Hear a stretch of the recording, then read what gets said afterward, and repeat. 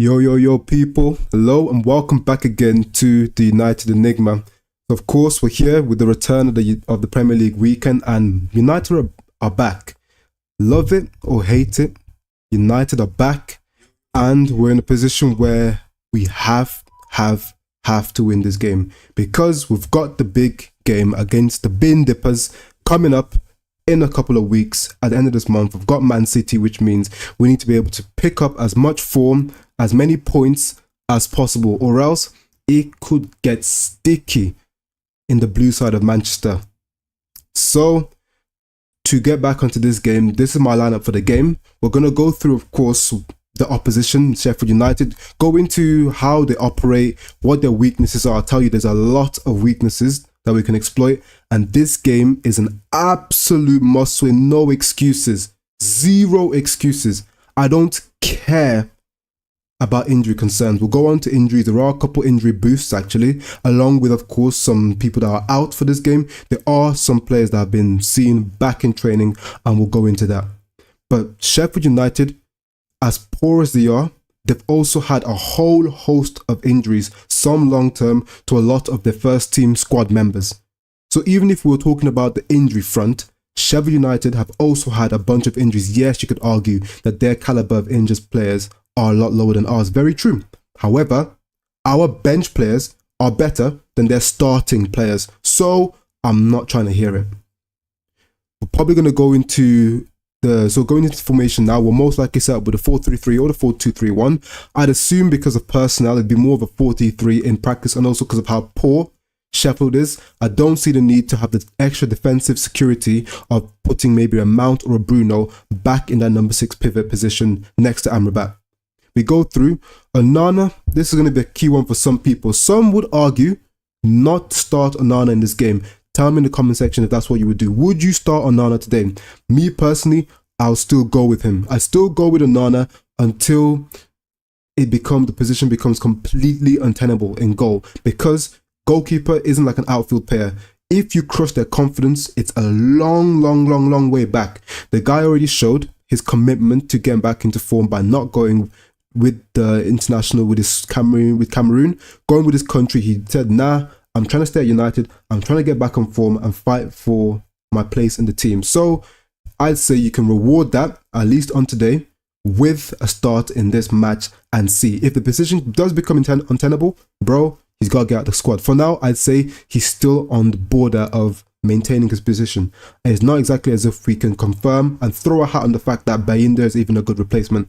It's left to be seen. The guy's not even been given a game yet for United, and that tells me personally that he's not that good. I'm going to be real. Dalot, of course, back at right back.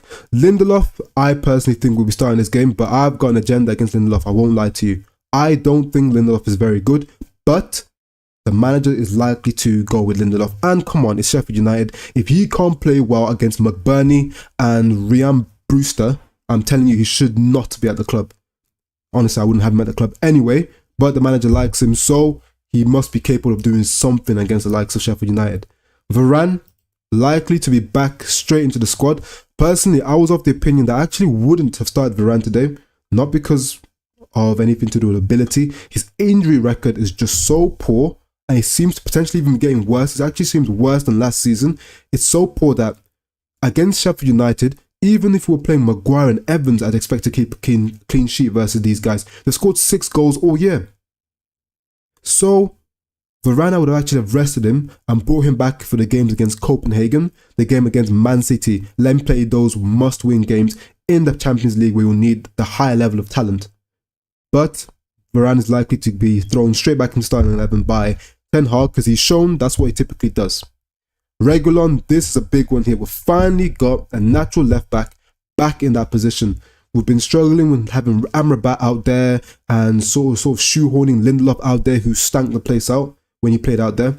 So we've finally got a natural left back. Rashford's been so poor. This guy needs all the help he can get. So having a natural left-footed left back, able to make overlapping and underlapping runs, up and down, energetic left back in Reguilon, may help him in the attacking phase. hopefully draw away some defenders to allow him to actually create some space so he can maybe get some shots off, put the ball into the box. He's been really, really, really struggling with that. Amrabat, this is one that we'll need to have a good discussion about, because a lot of you would have seen that this man picked up an injury playing for Morocco again in the internationals. Now this hopefully doesn't become a trend. Like, yo, the guy again has gotten injured. Not really much talk on what the injury was. Similar to last time, not really much word on what was injured. It was a hamstring, ankle. Clearly it wasn't something too deep, because the guy's already back in training today. He's been pictured in training at Carrington today. So I assume he'll be fit and firing for the weekend, which is an absolute boost for us, because Casemiro, he picked up an injury for Brazil. Casemiro, he'll of course get a pass in terms of the injury situation. Yes, he's been poor, but injuries has never been a thing that's plagued him. It's just a one-off. Even since he's come to Man United, he's never been injured. So the one-off thing, I doubt, knowing the way he is, the way he's been historically, he probably won't be out too long for Brazil after the Brazil injury, but he'll probably be back soon. Amrabat, this is a very, very perfect situation to see him in a team that's more settled, a settled back four with actual defenders in proper positions. Him playing as the sole pivot with two more offensive eights in front of him, and see what he's actually capable of in that metronomic position. Will he keep the ball for us? High volume pass, switch play, break up play. This is an opportunity for Amrabat to show us his capability of dominating a midfield against weaker opposition. Of course, we'll need to see more in the bigger games, Copenhagen's, Man City, when that comes. But today's his opportunity, without Casemiro potentially, you could say, holding his hand there by himself, sink or swim. Now, Man United, away from home, go out there and show us that you are an adequate replacement, potentially, for Casemiro, and earn that loan, fam. Earn that permanent move, not the loan. Bruno and Mount. A lot of people actually argue that McTominay should start this game. I put it down there in the scrolling banner that McTominay to start the game. That's the question. Would you guys start McTominay for this game? Personally speaking, I won't lie to you, I ain't starting McTominay for this game. There is this saying, is one swallow doesn't make a summer. And very much so, starting McTominay for me would be reactionary in this game. This is a man that was on the verge of being sold this summer to either West Ham, Fulham, or potentially even Bayern Munich. Don't know what Thomas Tuchel is smoking, by the way. So you can't just do a U-turn. Yes, he had an absolute stellar sub-performance, but you can't just do a U-turn and expect him to start a game in midfield with responsibilities of controlling the game from minute 1 to minute 90. Coming off the bench to get 2 goals in the box, very different from what we need him to, what we would need from him on the weekend. So, bruv, the guy can't be starting the game. It's very simple. He can't start. It's got to be Mount and Bruno. Some would argue actually that potentially putting Kobe Mainoo in this team ahead of Bruno because of how poor he's been. He really, really, really annoyed me in the Galatasaray game. Same thing versus Brentford when we played them. Very poor back-to-back games as our captain. But people thinking that Ten Hag is going to throw Kobe Mainoo in after a long-term layout and at his age, throw him straight in ahead of Bruno, you must be having a laugh. He's got no chance of starting on the weekend over either Bruno or Mount. So I'm very certain, injuries aside, fitness aside, that this will be the midfield three that we'll see on the weekend. I'm here for it. Kobe Mainoo, I'd love to see him on the pitch as well. Front three is very important. Højlund picked up another goal for Norway. Sorry, for Denmark, picked up another goal. I also picked up a knee in the back. If you've seen that image, this man must be protected at all costs, because you can already see he's being targeted. The guy right now, I think people are starting to wake up and take notice of him. They're starting to actually see how much potential he has to be a top player. So he's being targeted. Make sure this guy's protected at all costs. If needs be, get a couple goals early, sub him off. Marshall, you come on, protect this man, because we're going to need him. Seems to be the only in-form attacker we've got at the club. So please, bro, we've got to be careful. Anthony, back in the squad, should be starting this game from minute 1. Definitely has built up the match fitness, his training up, got all that out the way. Hopefully he's had a bit of more time to settle back into the squad after whatever happened. Start this game. Let's see if you can relive or bring back some of that form you had at Ajax when you were playing with Haller up top. A lot of in-swingers he used to put into Haller, especially even in the Champions League. Got a couple of assists versus Dortmund, I believe, putting in those in-swingers to the back post for Haller. Højlund can make similar runs for him. Rashford, very, very important. This guy comes back with a certain level of form because he has been stinking the place out for a very long time now. You saw for England, he scored a great goal versus Italy. Please, bro, bring that form back to United. If you can't do it, Ten Hag needs to do what he's been doing the last couple of games. Off at 60 minutes. 65, 50, 55, 60th minute. Off the pitch. Whole bench. Or Garnacho, you come on. Against fresh legs, we already know how good Garnacho is. So Rashford, you're not doing the business. Off. Hopefully, you can relive a bit of that England form. Get a couple goals against a poor team. Start to boost that confidence again. That's what we need to see. At the end of the day, as much as we talk about these men stinking the place out, we do need our best players or better players performing if you want to win anything or have a prayer of a chance of getting back into the top 4. Of course, that's the lineup for us. If we just have a brief look at the lineup for Sheffield United, again, they're most likely going to go for the 3-5-2.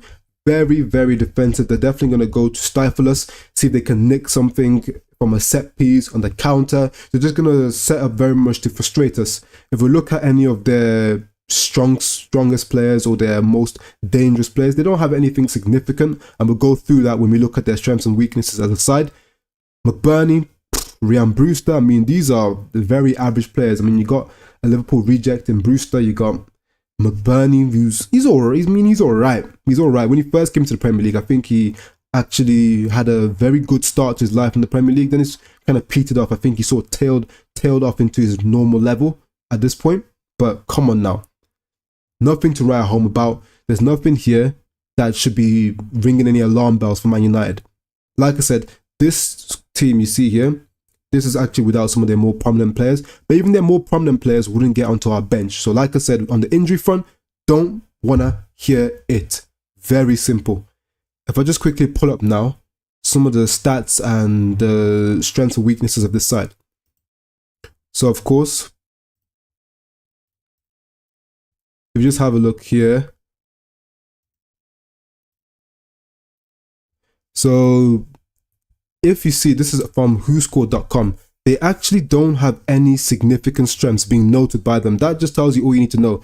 Every other side that I've gone through, their pros and cons, their strengths and weaknesses as a team, what Man United will need to do to be able to beat them or counteract their strengths, they don't actually have anything significant to show for. The first team, that tells you the level of the team we're about to play against.